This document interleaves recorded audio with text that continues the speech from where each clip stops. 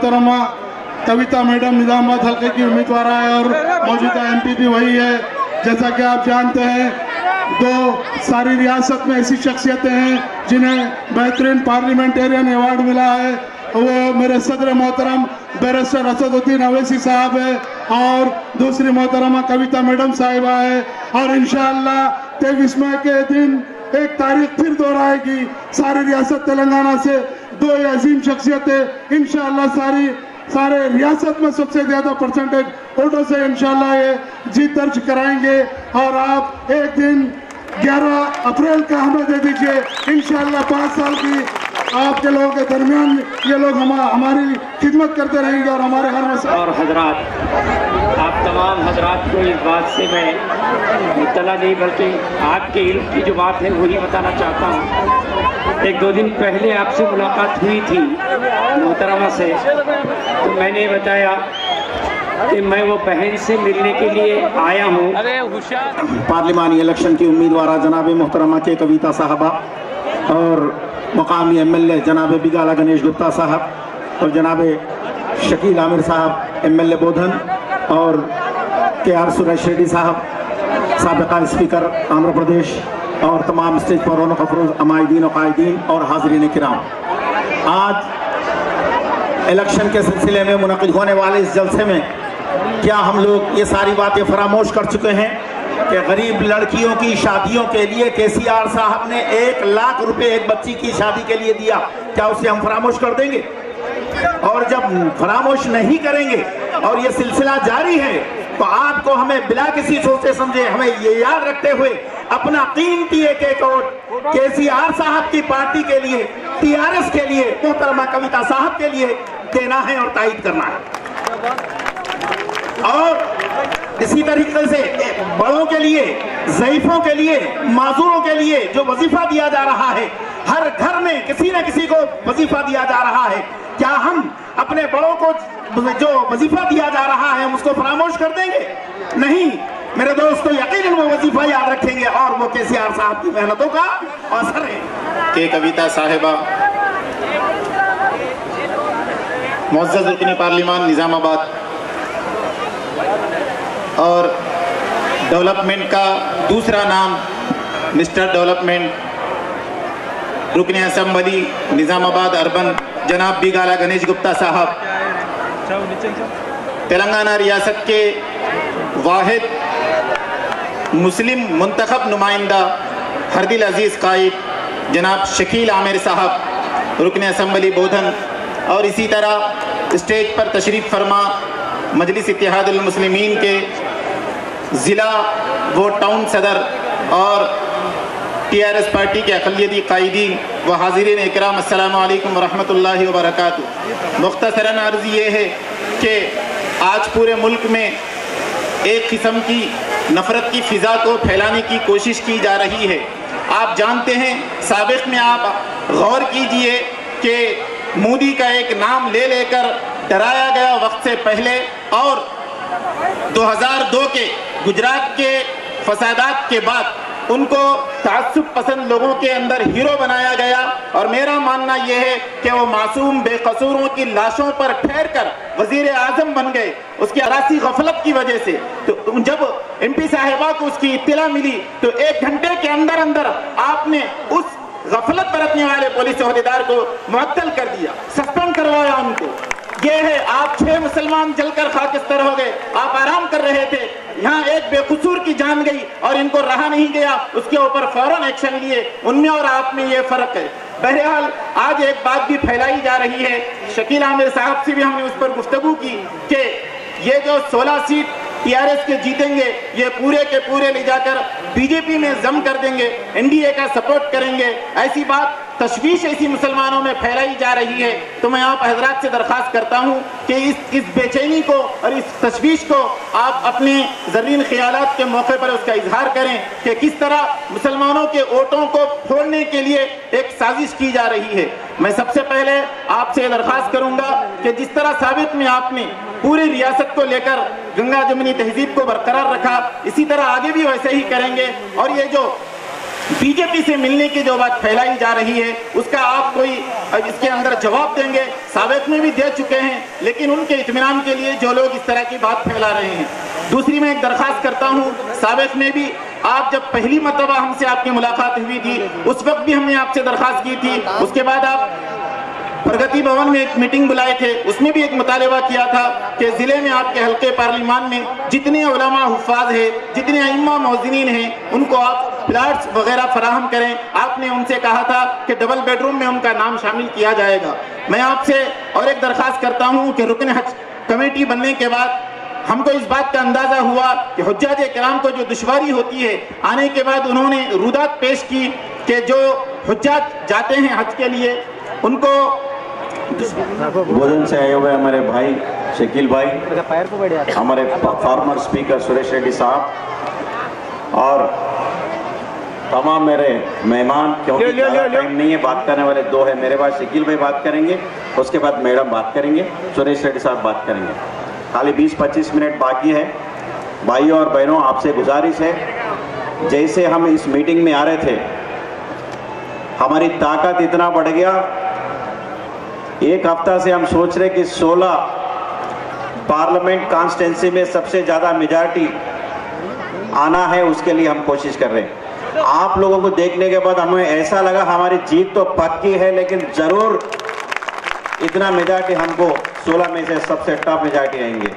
इतना प्यार मोहब्बत से इतना रात तक आप लोग बैठे हुए हैं। 15-20 मिनट में इस मीटिंग ख़त्म हो जाएगी और मेहरबानी करके ऐसे ही बैठे रहिए। और यहाँ पे जो मौजूद है जमात उलमा हफीज़ लईक साहब, जमात इस्लामी प्रेसिडेंट अजीम साहब और अहले अजीज़ प्रेसिडेंट अब्दुल वाजिद साहब और अहले सुन्नत रिप्रेजेंटिंग करीमुद्दीन कमाल साहब और अलीम भाई रफत खान जी और डिप्टी मेयर तमाम मेरे भाइयों, मैं ज़्यादा बात नहीं करूँगा, बस सिर्फ 1-2 चीज़ बोल के मैं अपना बात ख़त्म करता हूँ। मेरे भाइयों, हर एक गरीब सोचता है कि कोई पंचर दुकान, कोई पान दुकान, कोई खेला बेच के अपना जिंदगी निकाल लेते हैं, लेकिन हर एक माँ, हर एक बाप सोचता है कि मेरे बच्चों का जिंदगी ऐसा ना हो, उनको अच्छा पढ़ा के आगे लेके जाएंगे। लेकिन बच्चों को लेके आप स्कूल में जाएंगे शरीक करने, उस स्कूल में आपका फीस सुन के आपकी ताकत बस नहीं होता। फिर आप लोग सोचेंगे आपके किस्मत पे छोड़ देंगे, जैसे हमने जिंदगी जी लिए हमारे बच्चे भी ऐसे ही जी लेंगे। लेकिन केसीआर साहब ने वो आपके किस्मत पे नहीं छोड़ा है। ऐसे तो कई चीज़ है, शादी मुबारक है, हर चीज़ है, वो तो मैडम बताएंगे। अभी करीमुद्दीन साहब ने बताया पढ़ाई के साथ, किताबों के साथ, यूनिफॉर्म के साथ, खाने का पीने का हर चीज़ का इंतज़ाम स्कूल में इंतज़ाम किया गया है। और ऐसा मेनू डिज़ाइन किया कि बच्चे 8 महीने में एक स्कूल में इनाग्रेशन करके 8 महीने में स्कूल का फंक्शन में मैं गया तो उनकी रिपोर्ट ये है कि हर बच्चा 2 से 3 किलो वजन बढ़ गया है। किसने डिज़ाइन किया? एक सबसे अच्छा डॉक्टर, सुपर डॉक्टर, जो बच्चों के लिए, बढ़ने वाले बच्चों के लिए कितना दूध देना है, क्या पिलाना है, क्या खिलाना है, पता है आपको? उनका डॉक्टर का नाम क्या है? वो डॉक्टर का नाम है केसीआर। केसीआर साहब ने खुद डिजाइन किया कि हमारा बच्चे कैसे खाना है, कैसे पीना है, कैसे पढ़ना है। किताबों के साथ माँ बाप को इतना करना है, सिर्फ वहाँ पे जाके शरीक करना है।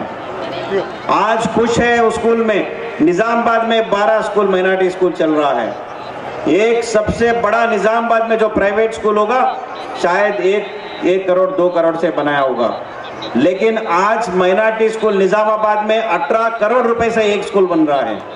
तो कितना प्यार मोहब्बत केसीआर साहब को आपके बच्चों के ऊपर, आपके ऊपर है। मेरे भाइयों, आज सुबह मीटिंग 500 लोगों का मीटिंग था जिसमें मैं जाके भाषण दिया। उनको मैं एक ही चीज़ कहा, जो बीड़ी पेंशन लेते हैं, जो कल्याण लक्ष्मी लिए, जो शादी मुबारक लिए, जो पेंशन लिए, जरा हाथ उठाइए। 500 में से 450 लोग हाथ उठाए। इतना लोग बेनिफिशियरी हमारे पास हैं। तो मेरे भाइयों, मेरे बहनों, एक ही चीज़ आपसे गुजारिश है, 16 जो तेलंगाना में एमपी लड़ रहे हैं उसमें हमारा स्पेशल हमारा मैडम है, हमारे निजामाबाद के तरक्की के लिए, हमारे गांव के और अपने जिले के तरक्की के लिए दिन रात एक करके काम कर रही हैं। और 16 एमपीस में सबसे ज़्यादा मेजॉरिटी दे के हम पार्लियामेंट भेजना है, ये हमारे फ़र्ज़ है। इसीलिए आप आने वाले इलेक्शन में ज़्यादा से ज़्यादा वोटिंग दे के 11 अप्रैल को परसेंटेज भी बढ़ा के, मेजॉरिटी भी बढ़ा के, जैसे मुझे जिताइए आप लोग। निजामाबाद हिस्ट्री में 74,000 आज तक किसी को वोट नहीं मिला है जो आपने मुझे दिया है, उसके लिए मैं सर झुककर आपको सलाम करता हूं। और ऐसा ही मेजॉरिटी, इससे डबल ट्रिपल मेजॉरिटी आप कविता मैडम को दीजिए। और ये मुझे जो मौका दिया मैं शुक्रिया अदा करना चाहता हूँ। खुदा हाफ़िज़। मेहमान खुसूसी और निजामाबाद पार्लियामेंट की उम्मीदवारा टीआरएस पार्टी की जानिब से आली जनाब इज़्ज़त माब कविता मैडम साहिबा और इस जलसे में तशरीफ़ फरमा तमाम हाज़रीन जलसा, भाइयों बुजुर्गों दोस्तों बहनों और तमाम उलमा इकराम यहाँ पे मौजूद है, सबको मेरा अस्सलाम वालेकुम। खुसूसी तौर पे मैं बोधन से निज़ामाबाद आने की वजह यह है कि आज की तारीख में किस तरीके की साजिश हिंदुस्तान की सियासत में चल रही है, किस तरीके का फैसला मुसलमानों को इस इलेक्शन में लेना है, जो कि हमारी जिंदगियों से ताल्लुक़ रखने वाला ये एक अहम इलेक्शन है।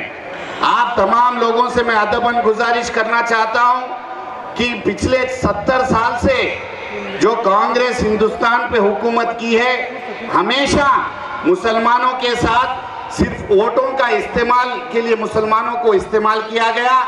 बाबरी मस्जिद अगर शहीद हुई तो वो कांग्रेस की हुकूमत थी, पूरे हिंदुस्तान में दंगे फसाद हुए तो वो कांग्रेस की हुकूमत थी। आप तमाम लोगों से मेरी अदबन गुजारिश है, पिछला मेरा इलेक्शन गया सिर्फ 3 महीने हुए, आपको चंद बातें मेरे इलेक्शन के बारे में मैं बताना चाहता हूं। मेरे इलेक्शन में इस तरीके की साजिश हुई कि निजामाबाद में नहीं, रियासत तेलंगाना में कोई मुसलमान नहीं जीतना है। मेरे इलेक्शन में कांग्रेस और बीजेपी दोनों एक हो गए, बोले ये मुसलमान को कैसा वोट डालते रहे, मतलब बीजेपी नहीं जीत रही तो कांग्रेस को वोट डालो। आज कांग्रेस वाले मधु याचकी साहब क्या बोले, मैं नहीं जीत रहा तो नहीं जीत रहा, बीजेपी को वोट डालो मगर टीआरएस को नहीं डालना। आज जो टीआरएस पार्टी अखिलियती दोस्त है, अखिलियतों की बहबूदी के लिए कई फलाही काम करने वाली पार्टी है, आज मुसलमानों को एक गुमशुदगी ये कांग्रेस पार्टी फैला रही है, क्या बोल के कि टीआरएस पार्टी जीते बाद जाके बीजेपी की गोद में बैठने वाली है। अरे पिछले 10 साल से यही बात करते हुए आ रहे, पिछले 5 साल में भी यही बोले कि जीते बाद बीजेपी के साथ जाके बैठ जाते, बैठे क्या भाई? कहीं भी रियासत तेलंगाना में कहीं फसाद हुआ?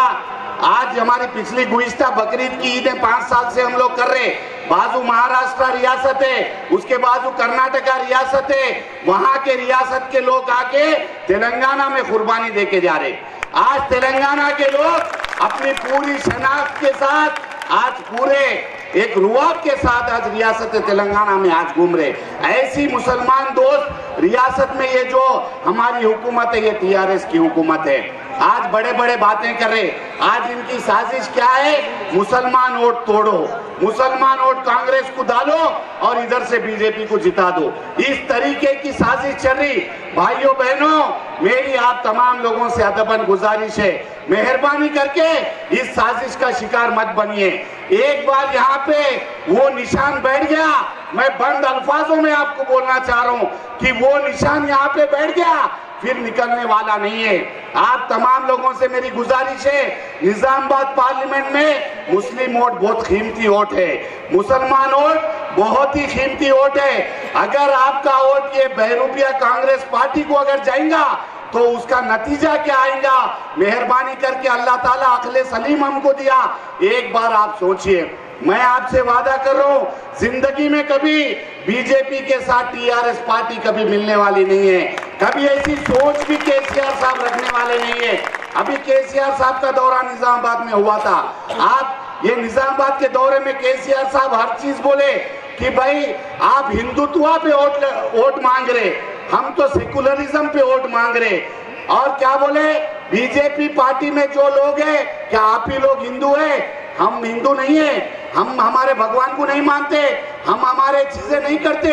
आप किस तरीके की सियासत जो है यहाँ पे हिंदुस्तान में, किस तरीके का खौफ आप मचा के रखे हुए। ऐसी बातें खुल्लम खुल्ला करने वाला पूरे हिंदुस्तान में एक ही सीएम है, वो केसीआर है। मैं आप तमाम लोगों से अदबन गुजारिश कर रहा हूँ कि ऐसी साजिश बीजेपी के कैंडिडेट अरविंद साहब कहते, बाप बेटे को नहीं सुनता, बेटा बाप को नहीं सुनता, बेटा बाप को गालियां देता, बाप बेटे को गालियां देता। अब उन्होंने जो है निजामाबाद के लोगों की हुक्मरानी करने के लिए आ रहे। मतलब जो बेटा अपने बाप को नहीं सुन सकता, वो आपकी क्या हिफाजत करने वाला है? एक बार मधु यास्की साहब 10 साल यहाँ हुकूमत करे, यहाँ हमारे उलमा इकराम बैठे हुए कैसी मुसीबतों की जिंदगी गुजार रहे थे। यहाँ हमारी नौजवान बहनें, आज रियासत तेलंगाना में 5 साल में 60,000 बहनों की शादियां हुई। 60,000 बहनों की। क्या कोई हुकूमत साबिका 70 साल में 50,000 बच्चियों की, मुसलमान बच्चियों की शादी कराए क्या? मैं आप तमाम लोगों से पूछना चाहता हूं, क्या हमारे उलमा इकराम की कोई शनाख्त करे क्या? वो अपनी इज्जत से जिंदगी गुजर बसर करें, वो अपनी दाल रोटी खा के इज्जत से उनको भी महीना कुछ पैसे मिलना, ऐसी मतलब सोच कोई हुकूमत, कोई रियासत में रखी क्या हिंदुस्तान में? आपसे पूछना चाहता हूं। मैं आप तमाम लोगों से मैं अदबन गुजारिश करना चाहता हूं, मतलब मजलिस इत्तेहादुल मुस्लिमीन जो हमारी माइनॉरिटीज की एक जमात है, वो खुल के आज केसीआर साहब की सिर्फ इसीलिए तायद कर रही कि ऐसी सेक्युलर जमात उनकी जिंदगी में भी वो लोग कभी नहीं देखे। मतलब मजलिस पार्टी इतना खुल के आज तक किसी जमात की तायद नहीं करी जो टीआरएस पार्टी की तायद कर रही है। मैं आपसे अदबन गुजारिश करता हूं कि एक बहरूपिया मधु यास्की गौड़ भी है, 10 साल से मतलब लोगों को धोखा देते हुए, ना कभी कोई मस्जिद की मरम्मत के लिए पैसे आए, ना कोई कब्रिस्तान की बाउंड्री वाल के लिए पैसे आए, ना कोई हमारी भलाई बहबूदी के लिए कोई इकदाम उठाए। ऐसी जमातों का साथ मत दीजिए। आपका वोट बहुत इंपॉर्टेंट वोट है, बहुत ही अहमियत रखने वाला आपका वोट है। ये लोग चाह रहे कि हमारा वोट टूटना और बीजेपी को यहां से लेके आना। आज मधु यास्की साहब बोल रहे, अभी मौलाना सुना रहे थे कि भाई मधु यास्की साहब तो डर जा रहे, मैं नहीं लड़ता हूं बोल रहे। डर रहे नहीं, उनकी बदमाशी है। उनकी बदमाशी ये है कि मैं लड़ूं या नहीं लड़ूं, मैं इधर का हूं ना उधर का हूं, मगर बीजेपी को वोट डाल के जिताओ। इस तरीके की सोच रख के ये बात उन्होंने कर रहे। और ऐसे लोगों से मेहरबानी करके मैं आप तमाम लोगों से गुजारिश करता हूं कि खबरदार रहिए। मैं किस तरीके से सीने पे पत्थर रख के कई तीरें तलवारें मेरे पे चलाई गई, लेकिन आप लोगों की दुआएं, केसीआर साहब की दुआ, यहाँ पे कविता मैडम का साथ, हर पल हर टाइम पे आपकी तबीयत खराब थी, चलने नहीं आ रहा था, लेकिन सिर्फ एक ही बात बोले कि मेरे पार्लियामेंट में एक ही मुस्लिम उम्मीदवार है और मेरे को शकील भाई को कैसा भी यहाँ से जिताना है। और ऐसी हालत में, ऐसी तकलीफ में आके मेरे लिए वहां पे कैनवेसिंग करके ले गए, हर तरीके से मेरा साथ दिए, मेरी जीत में हर पल मेरे साथ थे। ऐसे लोग, ऐसे सेकुलर लोगों का साथ हमको देना चाहिए। और इस तरीके की बातें चल रही, नहीं भाई मरकज में बीजेपी नहीं आना है, कांग्रेस को वोट डालो। अरे भाई तुम कांग्रेस को डाले तो बराबर बीजेपी आती। मेहरबानी करके ये बात सोच लीजिए। मैं आप लोगों से दोबारा गुजारिश कर रहा हूँ, ये बहुत ही अहमियत वाली बात है। मेहरबानी करके आपका वोट अगर डिवाइड होगा, निजामाबाद की तारीख पलट जाएंगी। एक और तारीख यहाँ पे बनेगी जिसके मुसीबतों का सामना, उधर मुरादाबाद का नाम बदल दे रहे, फिरोजाबाद का नाम बदल दे रहे, अब निजामाबाद का भी क्या नाम होता आप लोग सोच लीजिए। मेहरबानी करके जो हमारे मतलब नुमाइंदगी, हमारी हिफाजत करने वाली जमात है, उसके साथ हमारा साथ होना चाहिए। मैं आप तमाम लोगों से गुजारिश कर रहा हूँ, ये वक्त जंग का वक्त है, ये वक्त ये वो बातें सोचने का वक्त नहीं है, ये वक्त एक जहती का वक्त है। ये वक्त कोई आके पैसे बांटा, वोट उनको डाल दो और हमारी पुश्तों की जिंदगी, हमारी औलाद की औलाद किस तरीके की मुसीबत आगे जाके उठाएंगी, इस बारे में मेहरबानी करके आप लोग एक बार सोचिए।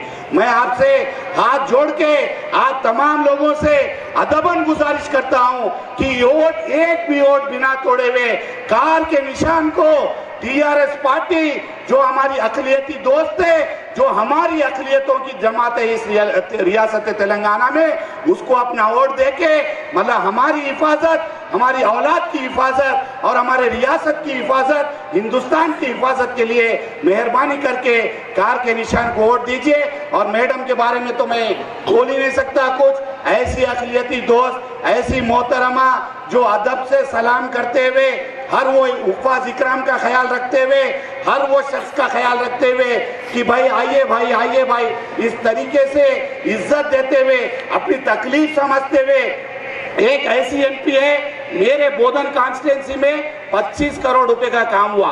मेरे पास खदीम ईदगाह है, 100 साल की ईदगाह है, आज तक कोई ईदगाह को 1 रुपया नहीं दिया 70 साल में। मैडम आके बोले कि ये ईदगाह इतनी बड़ी ईदगाह है, इतनी पुरानी ईदगाह है, 50,000 लोग यहाँ पे नमाज पढ़ते, इस तरीके का यहाँ पे बदजानवर ईदगाह के अंदर आ रहे, ये कैसा इंतजाम कर रहे? तो मैडम फौरन 1 करोड़ रुपए देके पूरी ईदगाह की बाउंड्री वाल बनाए। ऐसे कई काम उनके जो है टाइम पे हमारे पास हुए, मेहरबानी करके उनके तारीफ करने के लिए भी मेरे पास लफ्ज नहीं है। मैं आप तमाम लोगों से गुजारिश करता हूं, रफत भाई है हमारे, मजाज भाई है, अलीम भाई है, नवीद भाई है, कई तमाम हमारे यहाँ के लोकल लीडर्स है, जमात इस्लामी, जमात उलमा, हमारे अहले हदीस, तमाम लोगों को मेरी जमात सुन्नी जमात वाले तमाम लोग आज टीआरएस पार्टी की सोच समझ के तायद कर रहे, मैं उनका तहे दिल से शुक्रिया अदा करता हूं।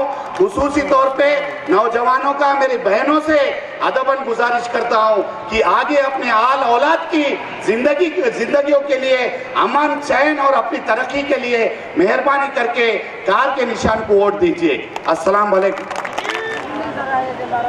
दुश्मनों को जवाल दे या रब, मुझको हिम्मत की डाल दे या रब, सोच मेरी फक्त हो तामीरी, मुझको अच्छा ख्याल दे या रब।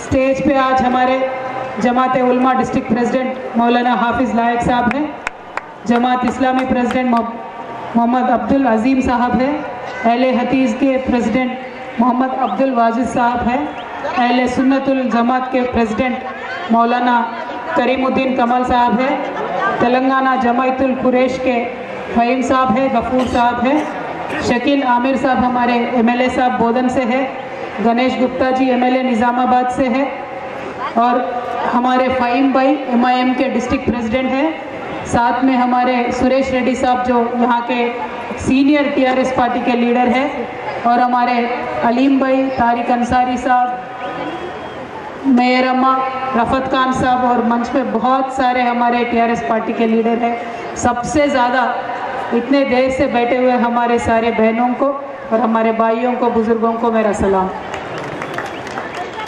आज निज़ामाबाद पार्लियामेंट के इलेक्शन के इस मौके पे आप सबसे मिलना हुआ और आपसे अपील करने के लिए आज कि आप सबका साथ टीआरएस पार्टी के साथ हो, आप सबका वोट टीआरएस पार्टी के कार के निशानी पर हो, इसीलिए इस जलसा का ऑर्गेनाइज किया गया है।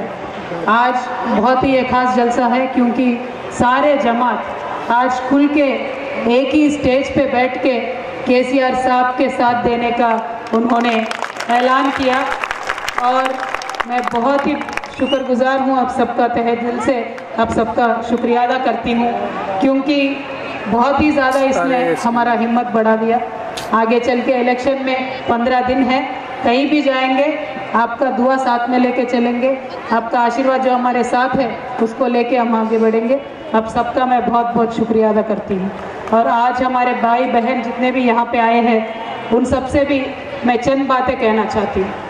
पहले तो हमारी तेलंगाना रियासत जब अलहदा बन गया उस टाइम बहुत सारे लोग डिफरेंट टाइप्स के बात कर रहे थे, ये कह रहे थे कि तेलंगाना में सेफ नहीं रहेंगे मुसलमान, महफूज नहीं रहेंगे मुसलमान, तेलंगाना कंगाल हो जाएगा, तेलंगाना में अंधेरे में रह जाएगा, करंट नहीं आएगा, अलग अलग तरीके के बातें हमें सुना रहे थे। लेकिन अब 5 साल के बाद में आप देखेंगे तो पूरा हिंदुस्तान में एक ऐसा ही स्टेट तेलंगाना है जहाँ पे 24 आवर्स फ्री करंट हम हमारे रैयतों को देते हैं। और ऐसा ही स्टेट एक तेलंगाना है जहाँ पे 5 सालों में एक भी छोटा इंसिडेंट कम्युनल वायलेंस का नहीं हुआ है। पूरे हिंदुस्तान में माहौल डिफरेंट है। मरकज़ की सरकार बीजेपी का है, पूरे हिंदुस्तान में हर रियासत में कुछ ना कुछ टेंशन का माहौल पैदा करने की कोशिश वो कर रहे हैं। लेकिन तेलंगाना में जब तक केसीआर साहब का हुकूमत है तब तक हम आपसे वादा करेंगे कि ऐसे ही हम चैन और अमन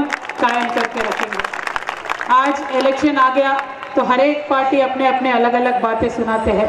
खासकर कांग्रेस पार्टी, बीजेपी पार्टी बार बार केसीआर साहब से पूछता है कि ट्रिपल तलाक के ऊपर आपका क्या राय है, या मस्जिद पर आपका क्या राय है, राम मंदिर के ऊपर आपका क्या राय है।